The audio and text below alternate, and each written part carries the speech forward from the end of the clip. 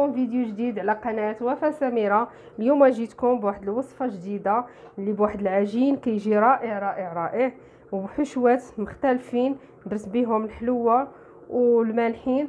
نتمنى تدخلوا لا فيديو لطريقه التحضير والمقادير وفرجه ممتعه. والسلام بركه الله. المقادير عندي هنايا 600 غرام ديال الدقيق اللي هي 6 ديال الكيسان. غادي نضيف لها واحد الرشيشه ديال الملح، تقريبا هكا معلقه صغيره، بما انه غيكون الحشو مالح. غادي نضيف واحد المعلقه ديال ديك الزيت اللي فيها تحميره.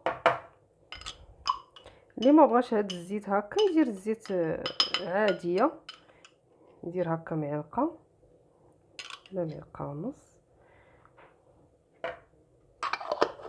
ديك الزيت اللي فيها التحميره. عندي واحد المعلقه ديال العسل بحال هكا، يكون ممتاز مزيان. اللي ما عندوش يدير غير سنيده، معلقه ديال سنيده. عندي واحد البيضه،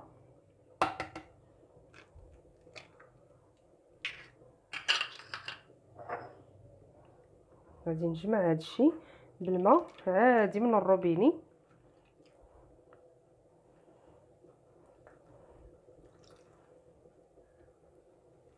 هاد العجين راه رائع رائع، كنت درت به في القناه عندي باستيلا به في المول العجيب.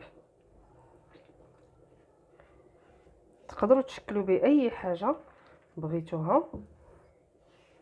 انا عجنت العجينه الاولى بغيتها حلوه، غادي ندير ملح الحلو اللي بغى شي حاجه. عجنتها ودرتها في بلاستيكه ترتاح ليا، حيت ضروري خصنا نسبقوا العجينه باش نخليوها ترتاح واحد شويه، باش ملي نكونوا كنشكلوها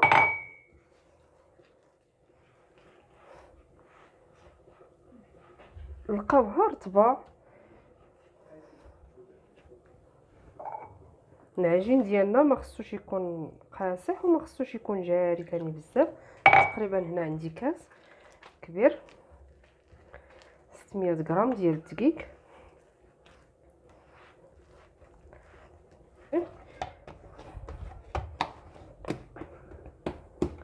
دابا غندهنو بواحد شويه ديال الزيت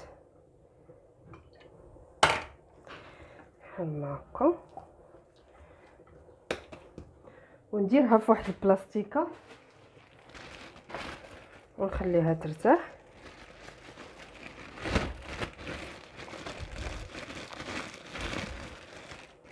اولا شي بواطه، من الاحسن تكون هكا بلاستيكه.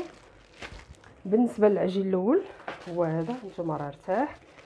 غادي نخليهم جانبا على ما نغسل يدي. ندوزو معكم لهادو المقادير ديال الحشو باش غادي نعمروه. بالنسبه للحشو اللي عندي هنايا واحد الخيزوه اللي مقطعه هكا رقيقه، وعندي واحد جوج قريعات اللي مقطعين حتى هما رقيق بهاد الحكاكه. كنحكو بهذا اللي رقيق ماشي بهذا اللي غليظ. عندي هنا واحد جوج فلفلات اللي مقطعاهم هكا، اللي عنده الفلافل الاحمر والصفر يديرهم. هنايا عندي واحد 3 البصلات اللي مقطعين حتى هما هكا رقيقين. بالنسبه للتوابل عفوا، عندي هنايا معلقه كبيره ديال التحميره، عندي معلقه ديال الخرقوم، عندي معلقه صغيره ديال الابزار، عندي الملح على حسب الذوق، عندي واحد شويه ديال الحار، وعندي الزيت فاش غادي نشحر هاد العناصر بحال هكا تقريبا نص كاس. وعندي هنايا الشعريه ديال الرز، عندي واحد جوج اللي شديتهم ورقدتهم هكا. غنضيف عليهم واحد المعلقه ديال الزبده باش يبقاو رطبين ونقطعها. دابا غادي ندي هاد الحشو ديالي كامل يتشحر. غادي نضيف عليه الطون، عندي الطون هنايا ديال الزيت. دابا غادي ندي هاد المقادير نشحرهم وان شاء الله نرجع معكم نشكلوا العجين اللي غندير فيه الكريم باتيسير. بالنسبه للكريم باتيسير راه وجدته باش نخليه يبرد. بالنسبه للعجين اللي عجنت مسبقا اللي هو هذا اللي غادي ندير حلو بالكريم باتيسير، غناخذ هذه هي العجينه. نتوما راه كتجي مطلوقه وزوينه نتوما. دابا غادي ناخذها نديرها على 4 ديال الكرات.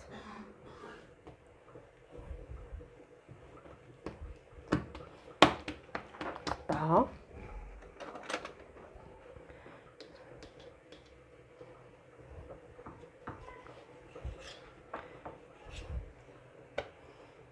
ربعة ديال هكا الكريسات.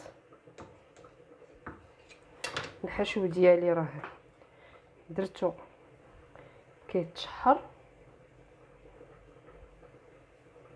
بحال هكا. ندهن البلاطو ديالي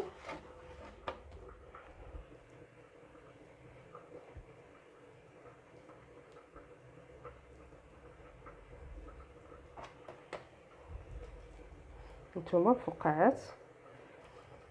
هاد العجين راه تيصلح لجميع المملحات وجميع شي حاجه حلوه، اي شي حاجه حلوه تديروها بها.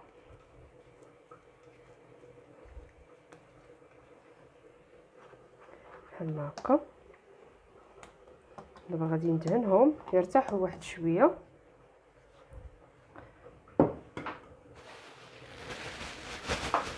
غير هكا حدايا.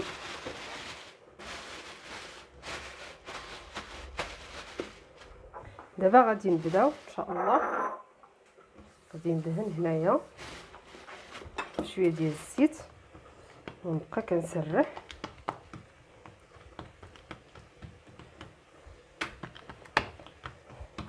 تنسرحها مزيان.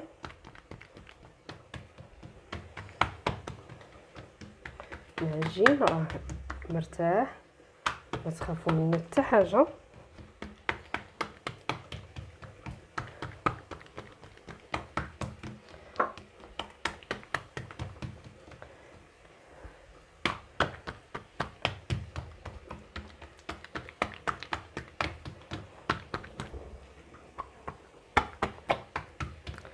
بحال هكا.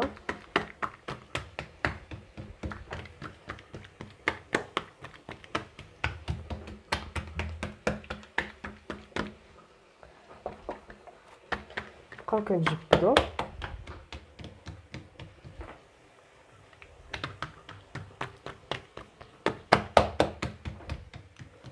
كنسرحوها مزيان. بالنسبه لهنا عندي شويه ديال الزبده دايب، درت ليه واحد نص خماره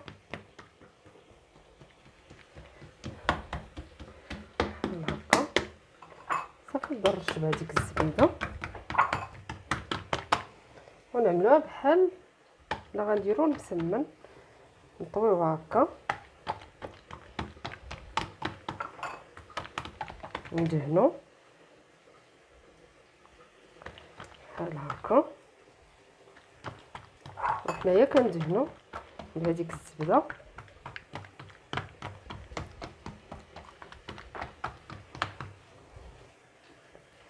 غادي نطويها هكا وندهن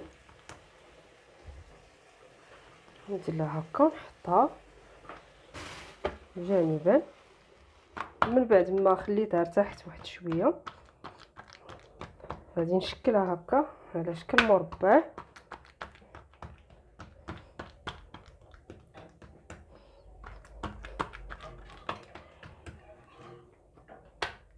بحال هكا.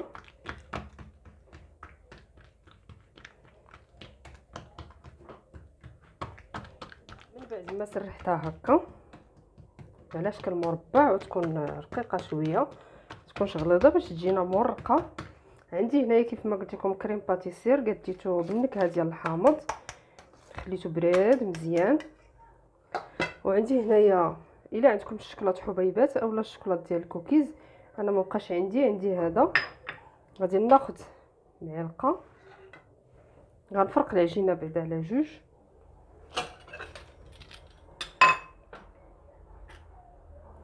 بحال هكا. نتوما تقدروا ديروا بها اي حاجه بغيتو.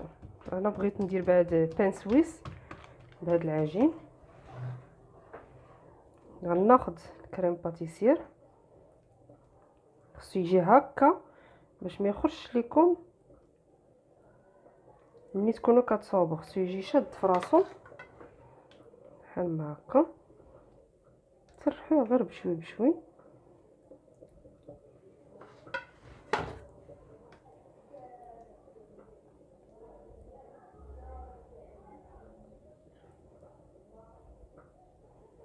بحال ما هكا.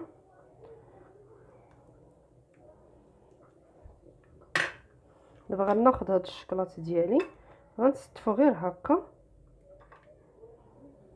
هكا على الطول اولا نقطعو. المهم نتوما الحشو تقدروا تزيدوا شويه ديال الزبيب، تقدروا اي حاجه كتبغيوها وكيبغيوها وليداتكم تقدروا ديروها بحال ما هكا. وغنهز العجين ديالي ونجيبو لهنا ونحاول نسد باش ما يخرجش ليا الحشو ديالي بحال هكا.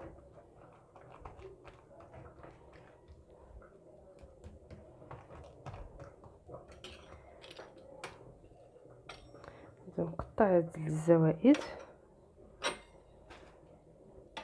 وغادي نحاول نقطع على حساب الحجم اللي بغيت بحال ما هكا. ونستفهم في اللاطه ديالي اللي مفرشه بالورق، نهزهم بحال ما هكا.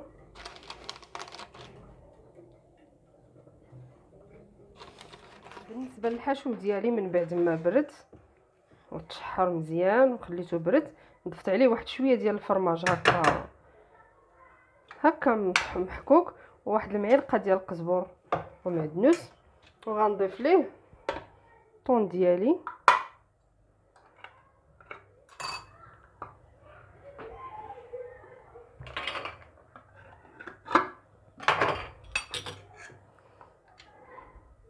اللي غادي نصفيه من هاد الزويته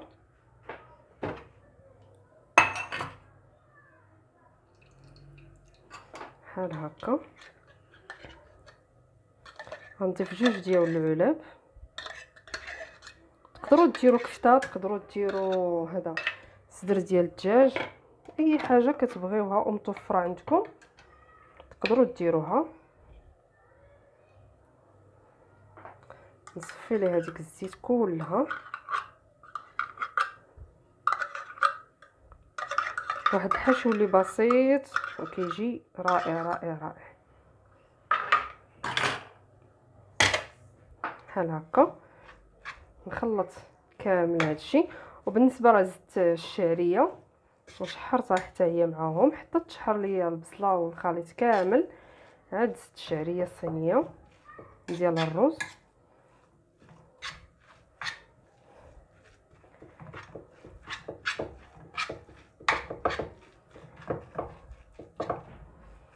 دابا نخليها جانبا وندوز للعجين ديالي.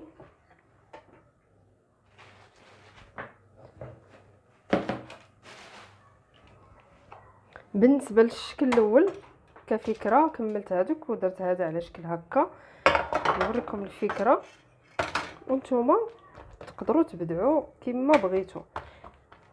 غير درتو وقلت نصور معكم هذه اللي بقات.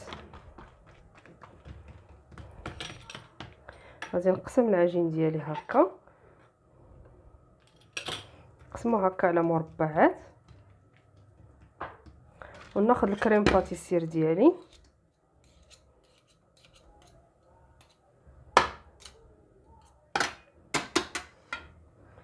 اللي بقى ليا هذا شوي، فرقو هكا على جوج. ملي تكونوا كتبدعوا هكا كتقادوا الافكار كيطيحوا عليكم، كتبداو هكا تشكلوا العجين ديالكم كيف ما بغيتوا.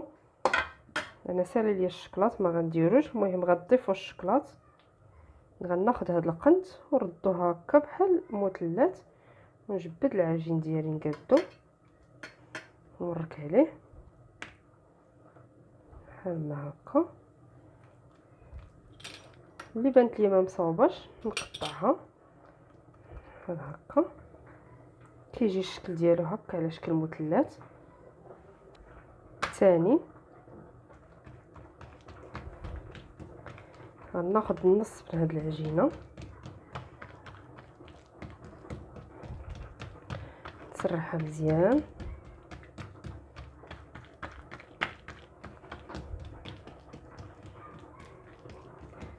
بحال هكا.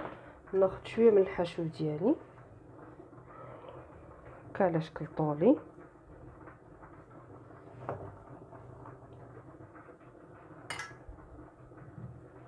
بحال هكا.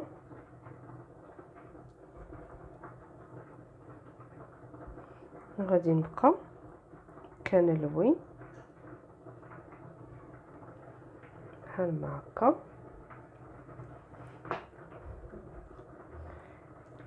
هكا. نجيب اللاطه ديالي اللي فرشت بالورق بحال هكا ونحط فيها، نحاول نصاوبو حتى نجيبو قدها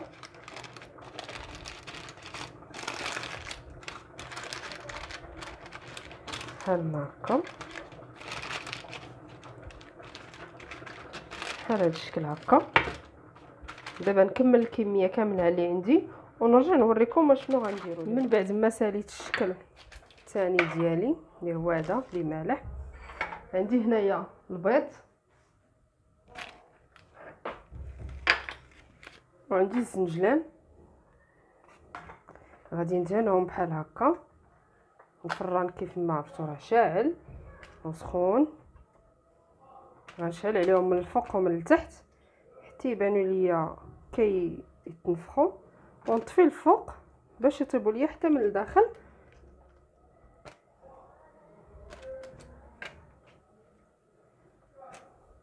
بحال هكا.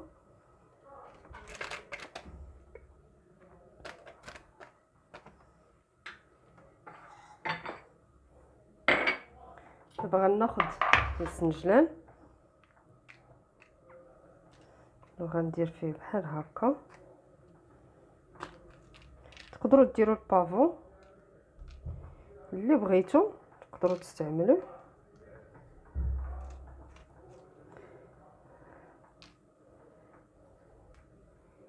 بحال هكا.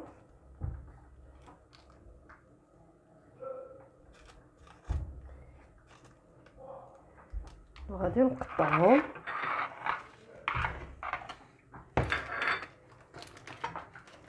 غنقطعهم على القياس اللي بغيت انايا. تقدروا تقطعوهم غير صغيورين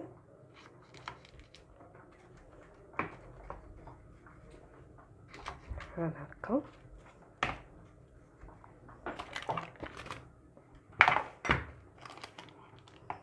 يعني نتوما كتحكموا في واش بغيتوهم صغيورين او لا كبار بحال هكا. كلشي مصماطي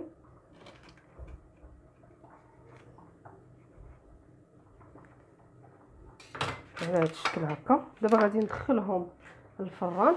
وبالنسبه للعجين اللي بقى ليا هنايا العجين، غناخذ هكا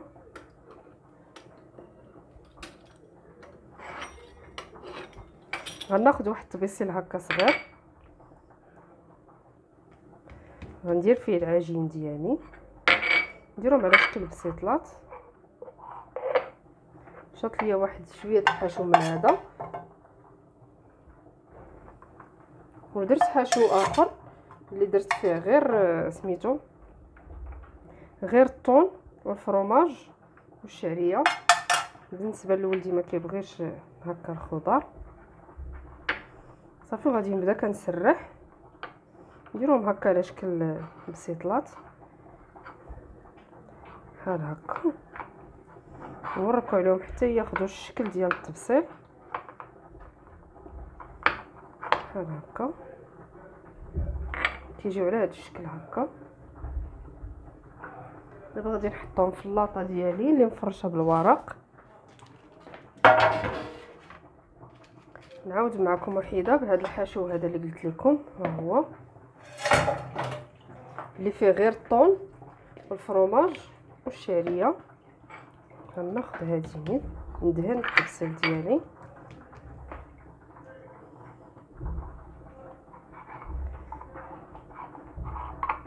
هذه غتقطع ليا ونخليها ماشي مشكل. ناخذ هذه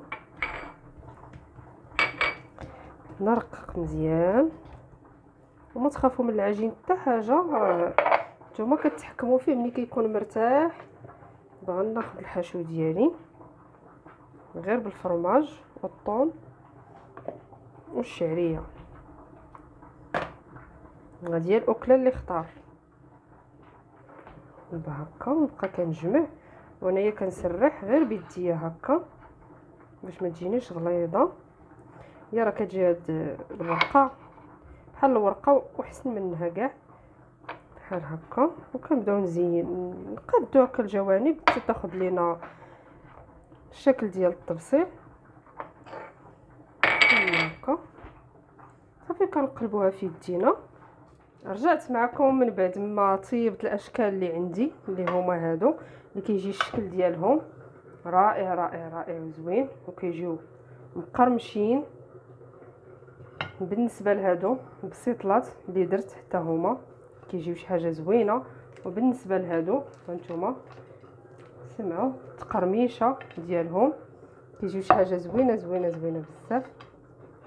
وبالنسبه لهادو بان سويس اللي حتى هما كيجيو مورقين هانتوما.